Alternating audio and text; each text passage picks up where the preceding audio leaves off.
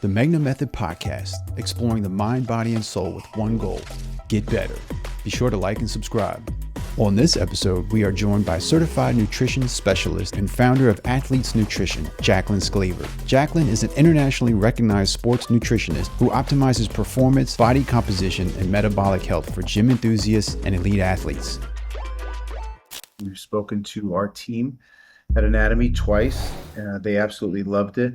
And I just was super excited to have you on because you know the field upside down and backwards. You work with all kinds of athletes from, I think, collegiate, is that correct? And pro athletes. So please. Yeah, we work, I mean, even high school, Yeah, tons of high school athletes, because now they're smart and they're starting at a young age. that's right. That's right.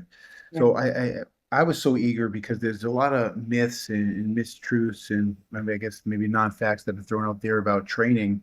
I wanted to start with you. So how did you get into this field? We can keep that a little bit tight and then we can move Yeah. into the direction of how to your everyday gym goer and those who are very specific to certain sports and the trends and things that you see in the field. So what is your background, Jack? So I have been into nutrition since I was about 8 years old, and I've always been an athlete. Mhm. So it was kind of a natural path for me to take. Now, I will tell you that in undergrad, I was intimidated by the sciences. So I went back to school after, in grad school, in my 30s. And I studied nutrition, and it just made sense. I mean, I was obviously going to work with athletes because that's what I did. But the big difference is I took it outside of the team level to start. I started independently, which was really new, and it still is innovative. Not every athlete is hiring somebody outside of the team environment. I did work for the NBA for a year and decided to go back to private practice because I feel like I can do more for the athletes outside of a team environment. But for me, it was a path I always knew I was going to take. And I'm a science geek. Like, I love biochemistry and nutrition, and you have to do it because it's pretty detailed. So working for an NBA team, I mean, we could probably spend at least an hour on that. What was that like? What was your experience with the NBA teams like? Because I can imagine there's so many personalities, there's some of the best athletes in the world, and they are leaning on you for everything. And we both know their nutrition isn't great. Yeah, so working with the NBA team is a different experience because you have a lot of moving parts. Not just you have 15 to 17 athletes, but you have to coordinate. It's more of a food coordinator than it is being a clinician and a practitioner. But you have to decide the menus at home and the menus on the road, even when you're at home, right? So Mhm. you have like the airplane, the hotel, the arena, pregame, postgame. And then you also do have support staff that the other coaches, the front office, everyone's role is a little different in team to team, but you have a lot. Honestly, it's a two-person job without a doubt. But for me, I also felt kind of like the team mom because you're always making sure people are eating and making sure they have their food. But the performance can be enhanced so much by guys actually eating before and after games and throughout the entire time. Because if you miss a snack one day and a post-game meal another day and maybe a lunch another day, or you sleep in, by the time you get to the game, you're really going to feel that difference. And I think a lot of people don't understand that there's so many little details that can be dialed in along the way. I traveled full time with the team, and that enabled me to really help them. I can't see how I would be able to do the job the way I needed to without traveling full time. Any specific cases stand out that were just amazing stories, helping people from poor nutrition to great nutrition where they're I guess we all know that the nutrition is significantly impacts, as you said, their recovery, but also their cognitive function and the way they perform on the court. Any stories to speak on that are worth sharing? I mean, I can say even in private practice, I have more stories than that because these Mhm. athletes have seeked me out, right? They Okay. know they want to put their attention in. And I've really seen the difference in my athletes who I've worked with outside of a team level that are in their 16th, 17th, 20th year in the league. Mhm. Why? Because they've put all that attention into their nutrition and they are so detail oriented. And then I've seen athletes that come to me after an injury, and that's why they find me. And it is a huge change in their performance, a huge change in how much, if they're feeling injured or if they're able to keep playing throughout all of those games. So I think that those are two scenarios I see a lot. At a team level, I did find looking at lab work, which nobody really looked at before. I found something that was genetic in somebody, another person with IBS. So these are all things that athletes are playing with that, athletes are going to play regardless. They're not going to complain. But when you talk to them about it and they're like, I do feel that, or I am having stomach problems all the time. It does affect me on the court. It does affect my recovery. So there are certain scenarios where I have been able to help guys with something that's been bothering them their entire life. Yeah. Are you ever surprised at, the pro level of I guess, the lack of attention to detail regarding nutrition that some of them come into the league with? I mean, I guess now you have young people who are advanced coming from wonderful collegiate programs, but there's always some that slip through the cracks. They just don't value it. Where do you think that comes from? Oh, 100%. And it comes from the team level. So even though you might come from a D1 college that's winning championships, they still hold back the college nutrition program. And I know this because I mentor some of those dietitians that are just like me. They want to do more and they're not given the ability to do it. It's almost like teams are checking a box rather than really allowing us to do what we should do. I think it's going to be about another 5 to 10 years before we start to really maximize what dietitians do at a team level. If you think about strength and conditioning coaches weren't even in the league how many years ago, and so we're at that stage. And I talked to other team dietitians. I was just in Europe and talked to some Euro League dietitians, and they feel the same way. I don't think the teams understand what we can do. And so the players don't understand it because they think we're just booking catering, which is really not our job. That's an admin job. Understood. Understood. You work with all kinds of athletes from across the board. Is there one sport that sticks out that would probably be harder than, when I say harder, number one, more challenging personalities in the sport, and number two, their needs are, I guess, more complex?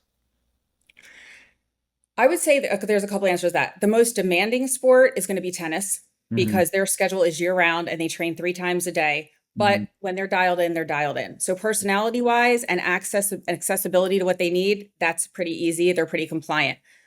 I will be honest, like NFL is probably my biggest hurdle. I think some of it comes from an old school mindset, not wanting to spend money in certain areas where I'm not, I always am aware of money spent. I'm not asking them to do a ton, but they want to do what they want to do. And old habits are hard to break. So I think one of my biggest hurdles is doing NFL.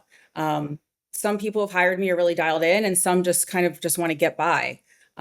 So I think that's one of my bigger hurdles is NFL.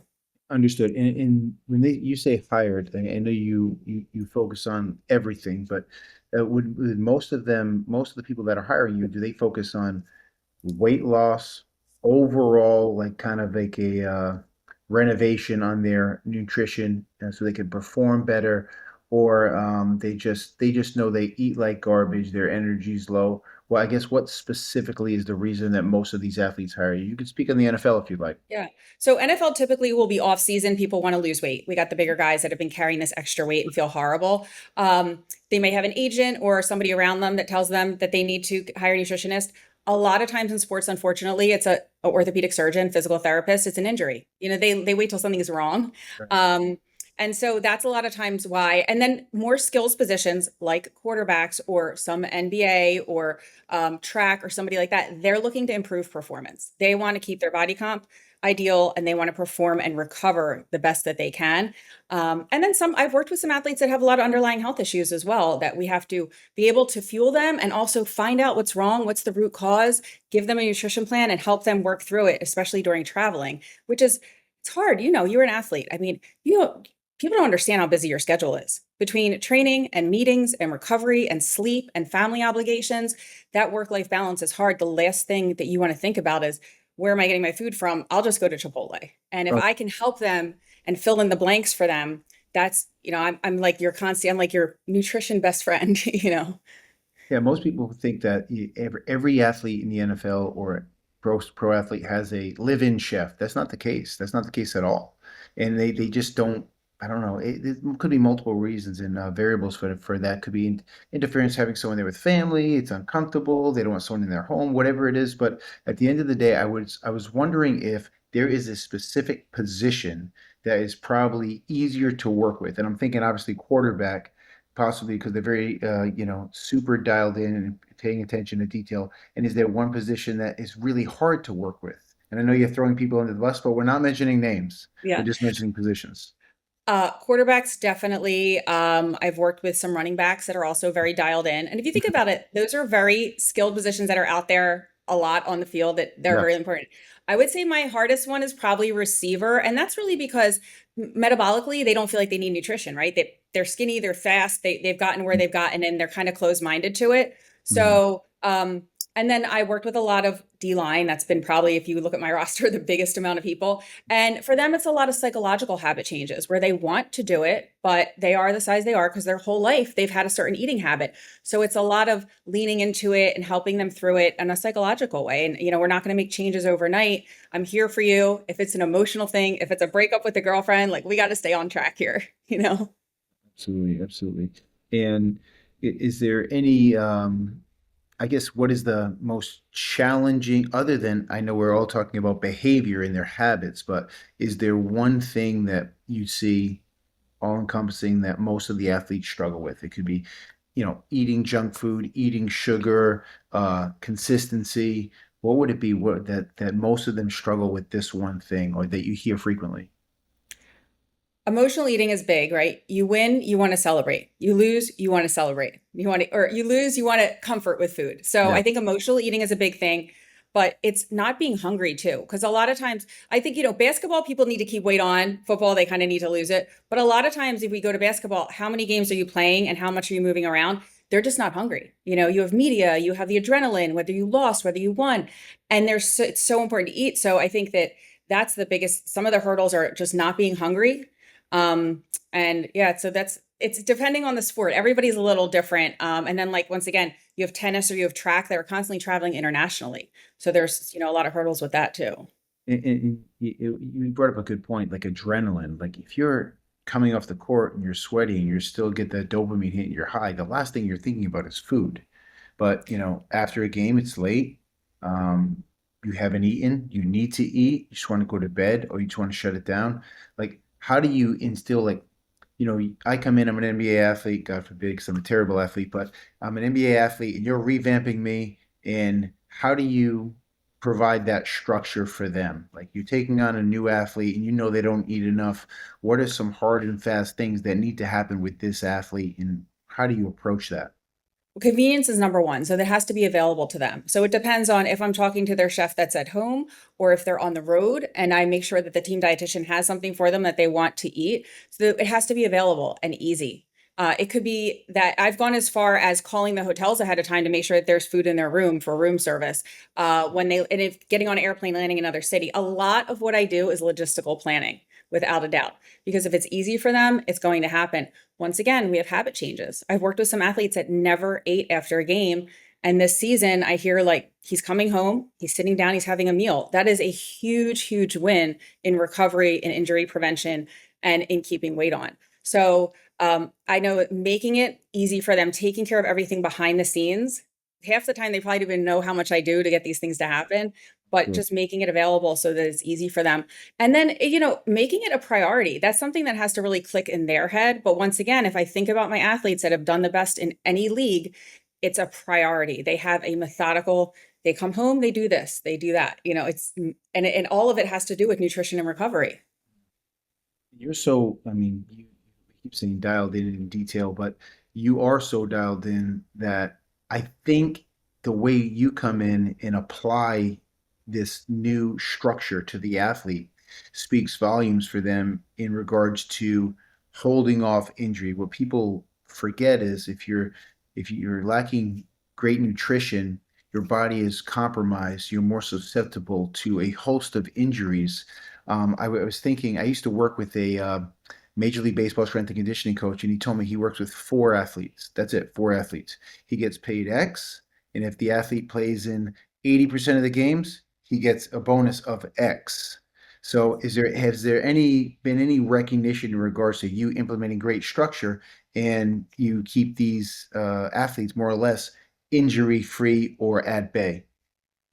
Well, listen, it's a team, right? They usually have a physical therapist, strength and Of conditioning course, coach. of course, of course. We always make a joke and say like nutrition never really gets our accolades. We Mhm. never really get, we know what we're doing. I know I'm doing it. I know if they're feeling better, performing better, that's all I'm going to get. I think maybe earlier on in my career, I wanted more, clout, or wanted to hear like, thanks, you did help me. You did a great job. There's a good chance you're not going to get that. But it's okay. It's okay. Like, I know that I'm helping them. So, one of the agents I work with always says, we're not going to be there in the acceptance speech when they get when they win. We're not going to be the person they thank, but we are the person making things happen.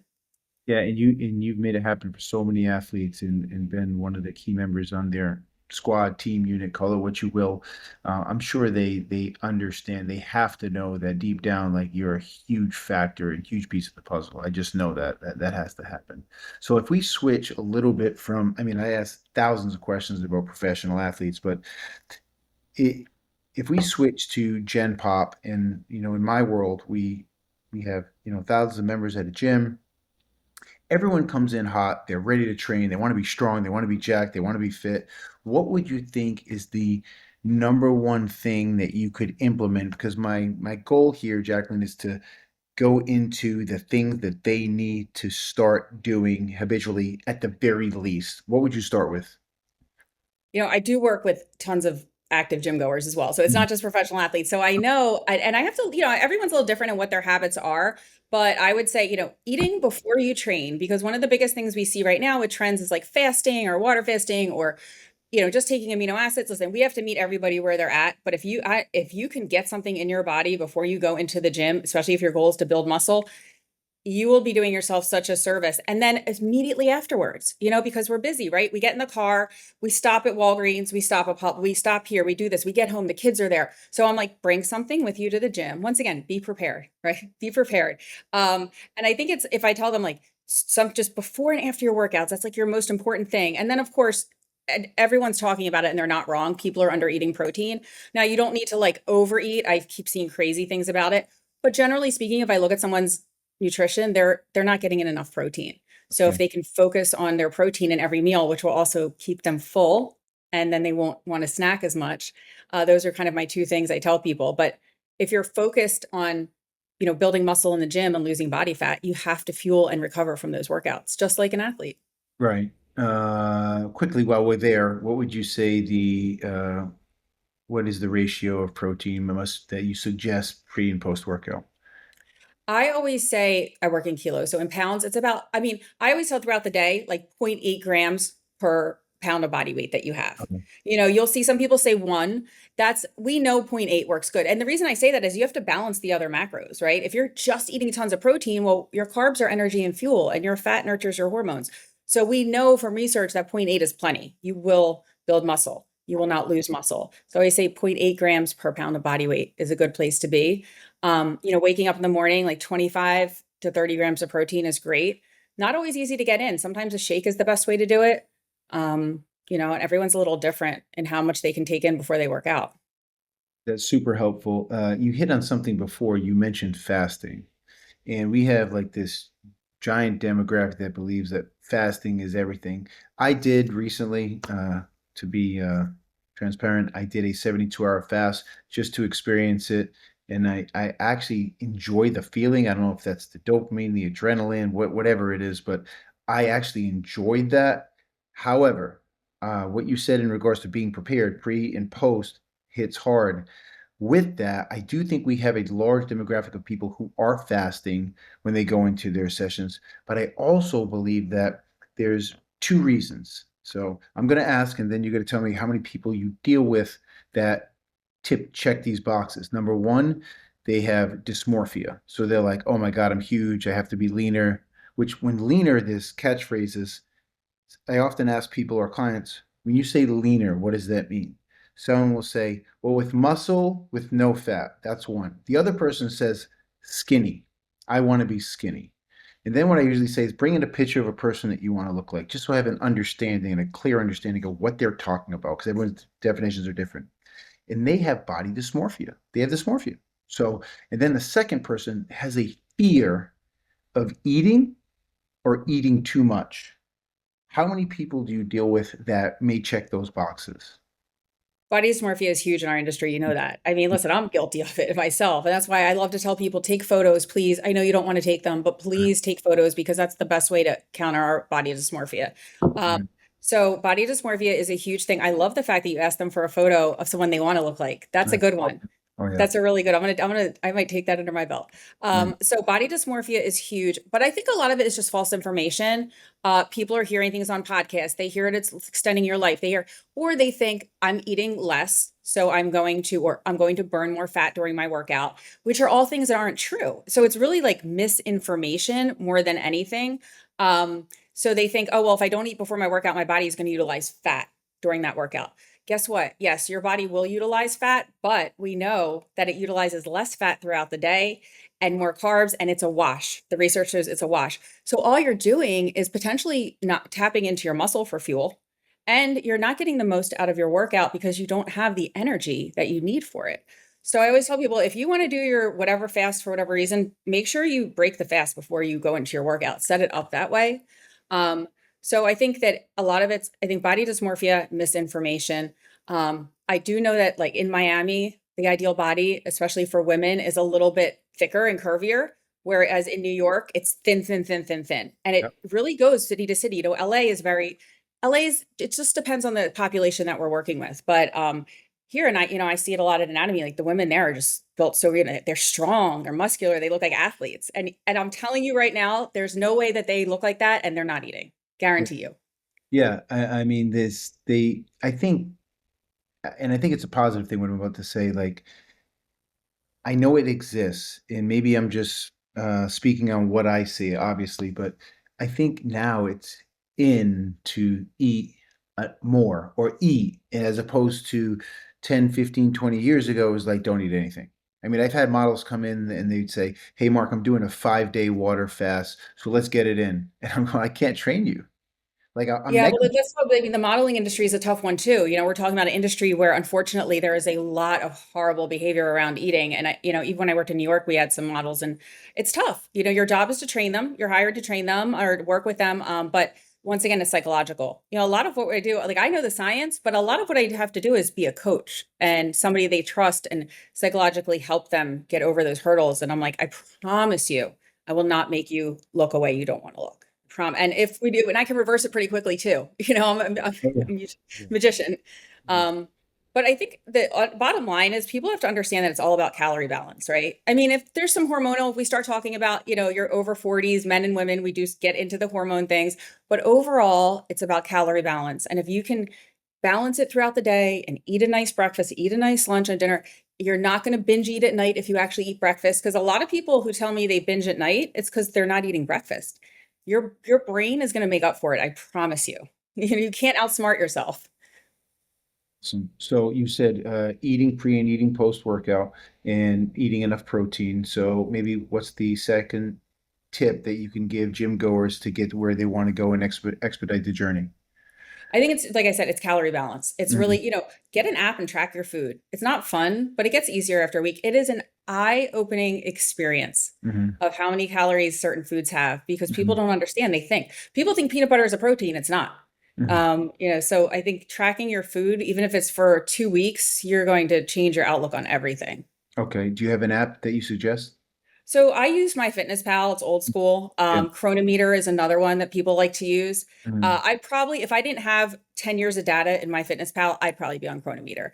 Okay. But they're both great, and you can use them on your phone or on your desktop as well. Okay. I'm gonna, I guess, push you into tips 3, 4, or 4 and 5, wherever we are. Vitamins, supplements, and then we'll go to protein powders, which is always a Okay. hot topic. So vitamins and minerals or supplements, please. So for everybody, we're all magnesium deficient. It helps with recovery, muscle function, everything. So magnesium at night for everybody. Collagen for skin and soft tissue, your joints, your tendons and ligaments. Creatine, we've been hearing we have been in the creatine world for 20 years. Everyone's catching up now. Not Yep. just is it helping with power output, muscle development, but cognitive function. I think they're seeing some hormone balance for women with it. You have to be taking creatine. A multivitamin a lot of times can fill a lot of voids for people. Just a regular oil, it doesn't have to be fancy. If you want to like do a good multivitamin that's methylated, your B vitamins are methylated. Um, Fish oils or SPMs, which are a little bit heavier, they're more concentrated fish oils if you have joint pain or inflammation. I think those are like my good old standbys for people. I probably have a couple more, but those are the ones that if I'm going to do basics, we're going to go there. All right, perfect. So then when you said magnesium at night, I know several types of magnesium. What Yeah. magnesium do you suggest for the evening? So magnesium glycinate is the most bioavailable, meaning your body can absorb it the most. Magnesium threonate, there's research to show that it crosses the blood-brain barrier and helps with sleep. So if you had to choose one and you needed it to do more than one thing, I would say get the glycinate. There are some out there, some brands I just found for somebody that has magnesium glycinate and 3 and 8. If sleep is your biggest issue, I would say do the 3 and 8. Okay, perfect. And do you have a company for fish oil that you like, that you appreciate, that you've been working with? So one of the things I've been doing is SPMs, and they're pro-resolving mediators. Basically, it's like concentrated fish oils. I use Metagenics for that. I mean, I kind of each brand, I jump between, like, I like Thorne for some stuff, I like Pure Right. Encapsulations for some things, Orthomolecular, Metagenics. It really depends on each brand. I mean, that's the one I use for myself. So, and then of course, if I'm working with athletes, we have to do NSF for sport. So Okay. that's a That's whole right. nother story. Understood. So the I guess protein powders conversation. Let's talk about protein powders. What are your thoughts on protein powders? Do you use them? Do you push them? What brands and which brands do you like for what purposes? Absolutely. Listen, they're supplementary, supplement your diet, but if you have to get in 150 to 180 grams of protein, guess what? You're going to want that shake. And it comes in handy. It really does. I do one myself. If you can do whey, if you could do dairy, we look for a grass-fed whey protein. So Garden of Life has a grass-fed whey. Sport, Thorne has a whey also. You want to look for about, this is the important part, the leucine, which is the amino acids. And there will be a label on the back of any good protein that shows how much. 2.2 to 2.5 grams of leucine, because that's what facilitates muscle growth. So my two standbys are like the Garden of Life Sport and the Thorne Sport for whey. For plant-based, once again, Garden of Life does have a plant-based. Somebody just gave me one the other day. Now I can't think of the name of it. I think it's called Planta, which was another one for plant-based. It didn't have that. To me, it has a gritty taste, plant-based. I'm not a huge fan, but some people don't mind. Truvani is another good one, but they don't have enough leucine. You have to do like a scoop and a half to get enough. So you really have to read the labels on it to see what's in there. A lot of the better plant-based will add leucine into it. Awesome. That's super helpful. Two more questions regarding Gen Pop and traditional training. Number one, I'd say, are you familiar? There's a company, we don't have to mention the company, that does electrolytes, and it puts Mhm. electrolytes into water. And this company was found to have heavy metals in the electrolytes. So there's a big talk out there. Number one, do you use electrolytes? Do you use a company? Do you like them? Do you suggest them? Absolutely. Especially if people are sweating. And if you live in a hot environment, we need electrolytes. Electrolytes pull the water into our cell. You could drink water all day and might not still be hydrated because the water's not going into the cell. So electrolytes are ions that grab onto it and pull it in. When you're doing electrolyte powder, you want to look for the sodium content. A lot of them don't have enough. So you want sodium and then some magnesium and potassium. As far as heavy metals, it's an interesting thing. Well, think about it. I mean, what are these minerals? They're metals, right? They are metals. And this is thing, we see this with the plant-based proteins too, because they're coming from the ground and you're getting minerals, you're getting those metals from the ground. So we kind of had to take that all with a grain of salt of the dose is the poison. I mean, how much heavy metals are in it?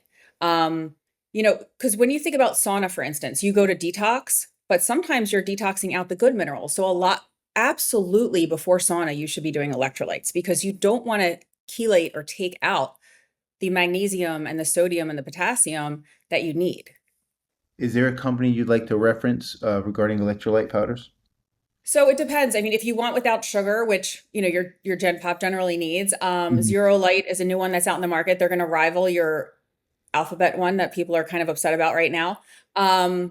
So Zero Light's a good one. I like Liquid IV if somebody needs to get some carbs in during a long workout, even if you are a Gen Pop. If you're going to play paddle and then lift weights, or if you're doing an hour and a half, 2 hour workout, you should have some carbs during that workout to keep yourself going.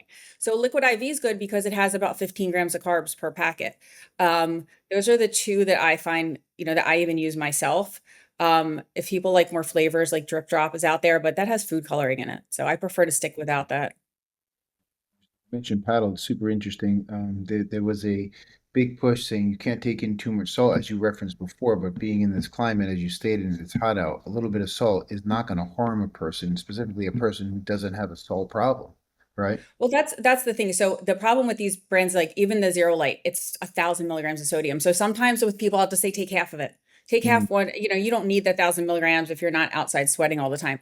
People who are active and sweating do need the sodium. If you don't have high blood pressure and you're very active, absolutely take that sodium in. Do we always need to supplement with 1,000? I mean, that could be a lot for some people. 500 could be better. So, just take half a packet. So now if we're switching over, Jaclyn, to food, are there, there's a big, I guess, debate that still exists, like red meat is bad. Do you push red meat? I want to get into the discussion of red meat, but also what foods you like to incorporate to athletes or people you work with. They say, this is a great food. This is a great food for you. And I know these are broad strokes, but what would you say? What are your thoughts on red meat, number one? Then we can get into foods that you like to push with the people you work with, number two. I think everything, once again, within reason. I mean, there's some great nutritional properties to red meat, right? You're going to get your iron, your B vitamins, protein, but the quality of the meat matters, and how frequently you're doing it. And you also want to make sure it's not cured, it's not smoked, it's not overcooked at high temperatures. People don't realize that grilling and charring is what causes they're called AGEs, they're glycation end products. So the way you're cooking your meat makes a huge difference. I personally love bison over beef because it has lower saturated fats. It's a little bit healthier for you. So I think everything within moderation. I can tell you that people who are hard gainers, if they add red meat in, they will see muscle growth and, put weight on a little bit better. I think overall, the anti-inflammatory diet is kind of the answer for almost everybody. When you look at that Mediterranean style diet, your fatty fishes, your lean meats, nuts, seeds, berries, fruit. I'm not against fruits or carbs whatsoever. Whole grains and rices and things like that. And then, and also like your maple syrups and your honey and things like that to sweeten. I love Greek yogurt. I think it's a great source of protein that we have and also has calcium in it. So I think when people look at that Mediterranean style diet, that can help almost everybody. And I do bring functional foods into my athletes' meals. Luckily, a lot of times I have a great chef I get to work with, so I let them be creative on what that looks like. But I do try to be diverse and bring in fiber. Fiber is really important. A lot of people aren't getting enough fiber, especially if they're gluten-free or doing something that is gut healing, then we're taking out a lot of the fiber because fiber comes from a lot of gluten products. So we have to really focus on how we're going to get that in. And I think we should go on the other end of the spectrum. Things they should, you would think they'd be simple things, but people need to hear these things, like things to absolutely stay away from. Regardless of popular belief, these foods are things that you should take out of your diet, number one. And then I'd like to dip into gut health. Take out of their diet. Well, alcohol. Mhm. I hate to say it, and being in Miami, I think one of my biggest hurdles with a lot of my clients is it's the lifestyle here, right? People like to go out and drink, and people drink more than what you would imagine, even very successful and very fit people. So I think alcohol, people do not realize how detrimental it is. And I'm not saying you have to never enjoy life. If you like wine, like pick a night or two, but you have to really understand that it prevents muscle protein synthesis. It prevents your digestion until you metabolize the alcohol. It affects your sleep. So if we can reduce alcohol, you are going to help yourself so much. And like fast and fried foods, people will get like, French fries on the side. You don't need that. Get a salad. That's a small change. Air fryers at home could be great. So I think, fried foods, heavy creams. I think a lot of the things I see they're gluttonous or when people are dining out. You can make a different choice very easily. Even at that, if let's say whoever's listening who's been out to eat with me or has been out to eat in Miami will understand exactly what I'm talking about. And I know you will immediately, but you take the French fries out, but then you have what is it? The little green Brussels sprouts that by the time they get to you, they're like candy bars. Yeah, I mean, those are also pan fried. They're pan right, fried. right, Yeah, right, with bacon. Yeah, right. yeah. Exactly. So it's French fries sound horrible, and I've been guilty of eating them. Of course I have, but the Brussels sprouts really aren't amazing for you. Would you agree with that based on the way they're cooked? Yeah. I mean, No, I it's mean, I would love to order them, but I don't. I yeah. always try to stick to a grilled fish. Just even myself, I'll have a steak once in a while. I like to try to split it. That's another thing I tell people. If you're going out to eat, now, if you're a big guy, this doesn't pertain to you, but especially with women or even if you're a couple, you can split things. Portions are pretty big, Oh, if they are, and a lot of things are family style now. So don't over order. You don't need 2 entrees, 2 salads, you can always order more, but try to split some things. You can never go wrong with like a grilled fish, and look at the vegetables on the side and ask. You can always ask your servers too, how is that prepared? I got to stop eating that 48-ounce porterhouse steak by myself. But you don't have, but see, you also don't have a weight problem. Yeah, For you, you can yeah, get away with that. yeah. I I would would never do that, by the way. I would never do that. Super insightful, but helpful. I know it sounds like things that people know, but as you said, cutting things in half is huge. Like portion control is huge. And if you go out and have an amazing steak at a great steak restaurant and you have half the steak, you still had a pretty good meal. You're not exactly getting deprived, right? No, absolutely. And that's the thing too, is like how many days a week are you doing that? I don't want people to feel guilty either. I have a client right now, they're on vacation in wine country and they feel guilty. And I said, please, you do so well all the other times. Enjoy yourself. But I do have a lot of clients that are very strict all week and just go off the rails on the weekend, and we can't get anywhere. I promise you that will affect you. You have to pick like your indulgence, because you can torture yourself and be to everything on during the week and then go off the rails on the weekends, and it's like swimming upstream. Said, well said. So, gut health.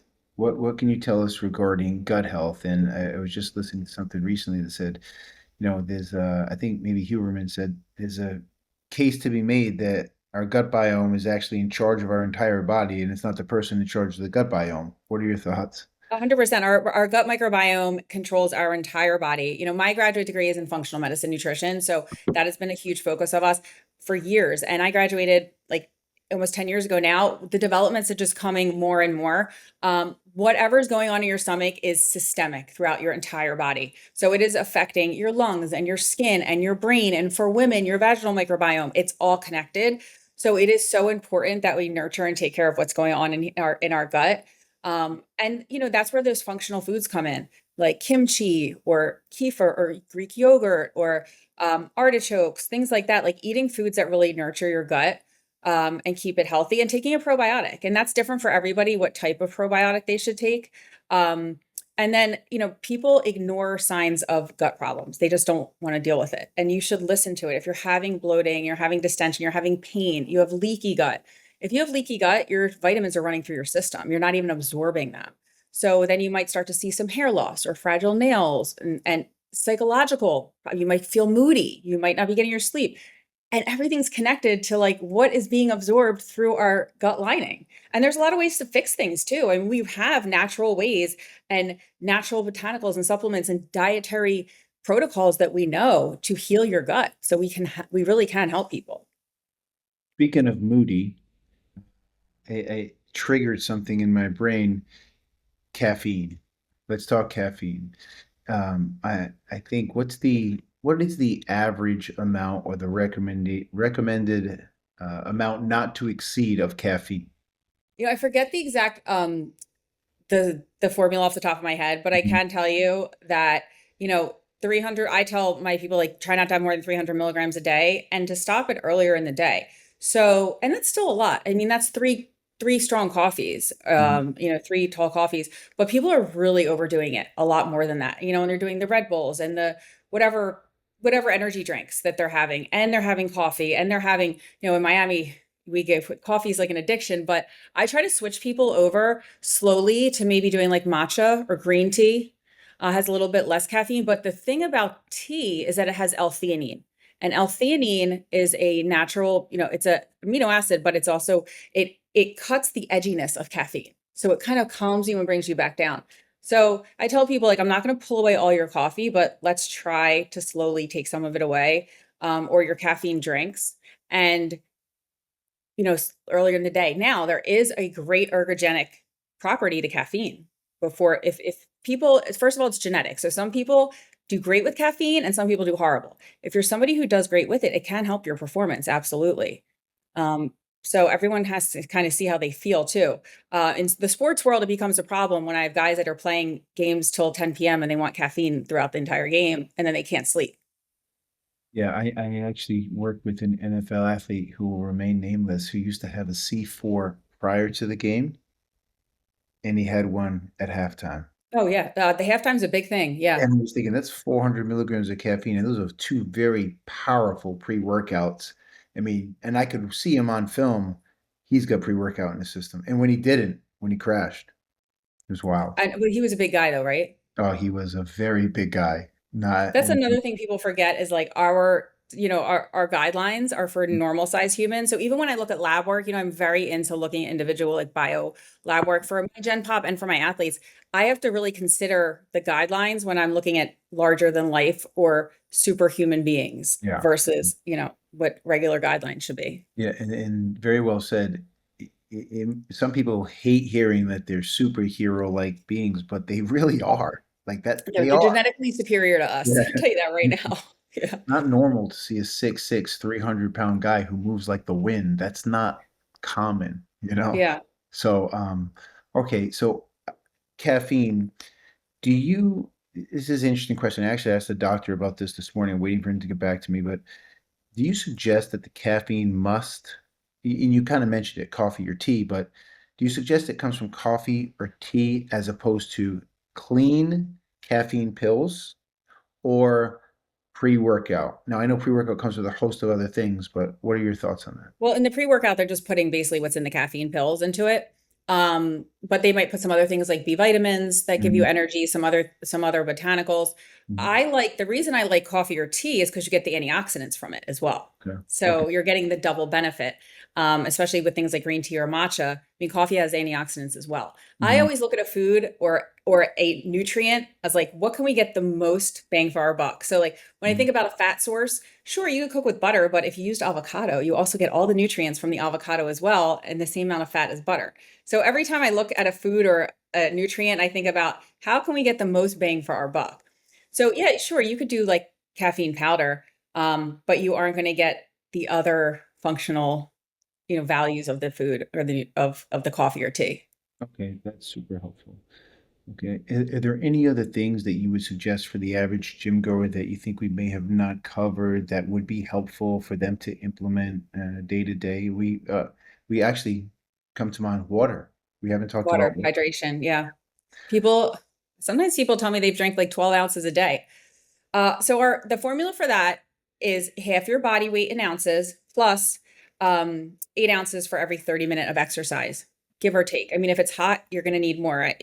Training outside, training at a gym in the summer in Miami, you need way more. So just think about that as like your baseline should be half your body weight in ounces daily. I wake up and the first thing I do is I have a 16 ounce. I actually have a big water glass. I know it's like 32 ounces. So I try to do something in my house throughout the day that I know I need to have 5 of these throughout the day. But start your day with water and try not to end it because then you'll have to wake up to pee and we don't want to interrupt our sleep. Sure. So So, try to stop drinking water, a couple hours before you go to bed. yeah, for sure. Okay. Listen, this has been amazing. I know you're on a tight schedule. I can't thank you enough. I want everyone to know that Jaclyn has spoken to our team 2 times. She's been awesome. She got hit with a number of questions. She's helped us out tremendously. She helps athletes of all kinds, pro athletes. I wanted her to drop some names, but she's on the confidentiality thing. But if you want to reach out to Jaclyn, you need her help. She is an expert pro, the best of the best. Where can they reach out to you and where can they find you? Sure. So my website and my Instagram is Athletes Nutrition, but it's spelled ATHLEATS, like Okay. eats, Athletes Nutrition. So Okay. like I try to put a ton of educational stuff on my Instagram. My website has more about what we do, and you can find me, DM me on there, and I'm very active. It's me. I will reply. All right. Once again, thank you so much for making time to talk to me. This has been helpful. It's going to help a lot of people. Good Yeah, thanks for luck. having me on. Forward to having you back in to talk to the team one more For time. sure. All right. All All right. right. Thank Thank you. you. And have an amazing day.